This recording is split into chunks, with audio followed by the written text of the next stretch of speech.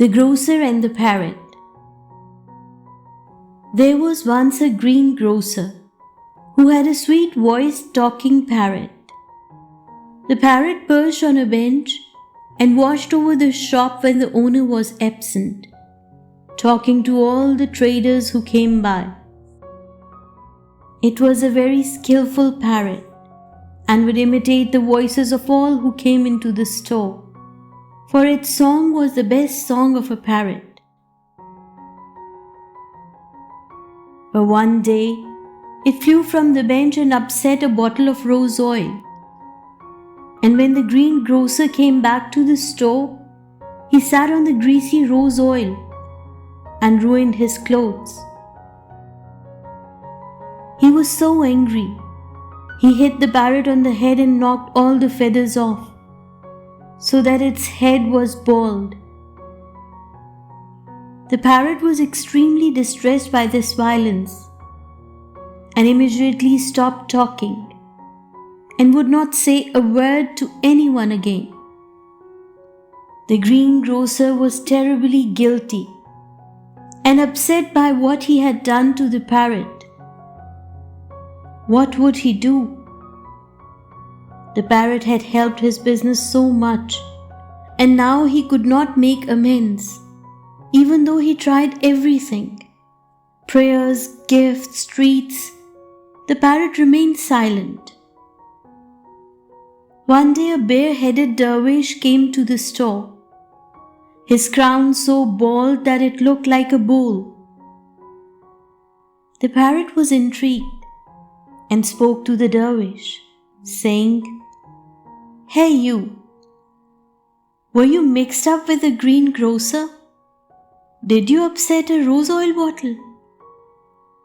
The bystanders laughed at this interference from the parrot, as it believed the frog dervish to be the same as itself. Don't measure the holy man as you measure yourself. Like words have different meanings. In this way, the whole world has gone astray. We fail to see God's lesser substitutes, as they liken themselves to the saints. We are men like them, they say. We eat and sleep as they do. In this blindness, they miss the infinite difference. One will suffer from the bee's stings, while the other is nourished from the honey. All deer eat grass and drink water, but from one comes only dung, while another gives musk. All reeds drink from the same water, but one will be empty while the other has sugar. Consider 1,000 likenesses and see the distances between them.